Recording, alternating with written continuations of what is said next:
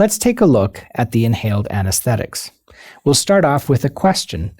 Which of the following is true regarding anesthetic gases? A, the more soluble the anesthetic gas, the faster the induction rate. B, the slower the ventilation, the faster the rise in alveolar and blood partial pressure of the anesthetic. C, the partition coefficient is directly proportional to induction rate. D, partial pressures are directly proportional to inspired partial pressure. And E, at high pulmonary blood flow, the gas pressure rises quickly.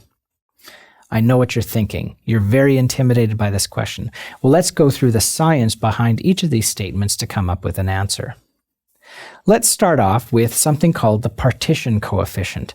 In some places, it's also called the Oswald coefficient. This coefficient is the ratio of the concentration in blood to the concentration in gas. The more soluble the anesthetic is in blood, the more it binds to protein in blood and the higher the blood-gas partition coefficient. Now, blood-gas partition coefficient is inversely related to induction rate. What does that mean? Let's take a look at the body. So we have the airway where the agent has a concentration of 100%. Then we go into the alveoli, and the concentration might be a little bit less, let's say 99%. Now, moving the gas from the alveoli into the blood requires crossing a barrier.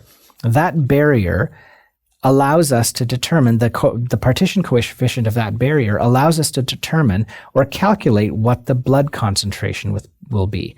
And from the blood to the brain is another barrier.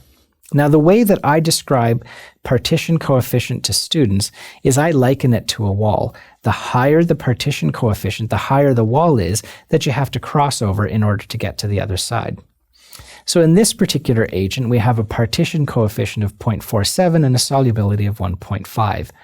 This is a low partition coefficient and low solubility. This is an easy way to get drug into the brain.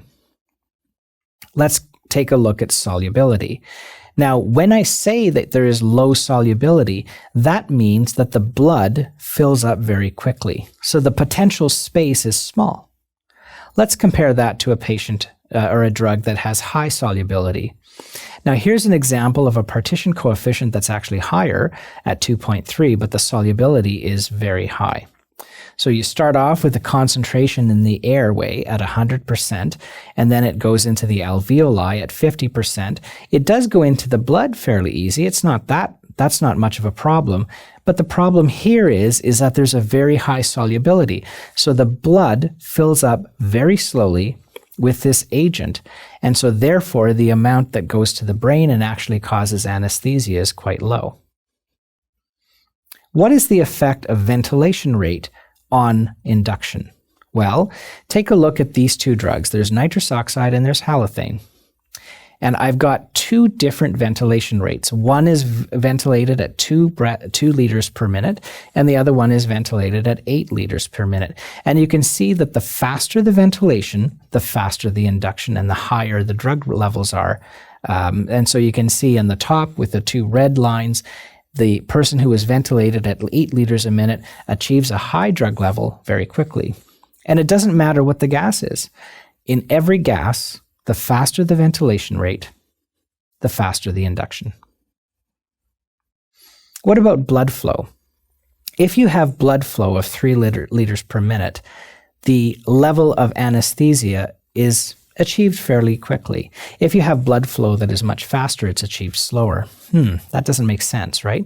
But think of it this way. Think of blood carrying the drug away as opposed to the organ, and then it starts to make sense. So when you have a high blood flow, it takes a long time to fill up the blood because you're trying to fill up a river that's filling up quickly. It's like pouring dye in the river in Chicago on St. Paddy's Day. If that river is flowing quickly, we need a lot of dye to color the river green. If that river is flowing slowly, we don't need as much dye. That's the concept behind cardiac output and anesthesia.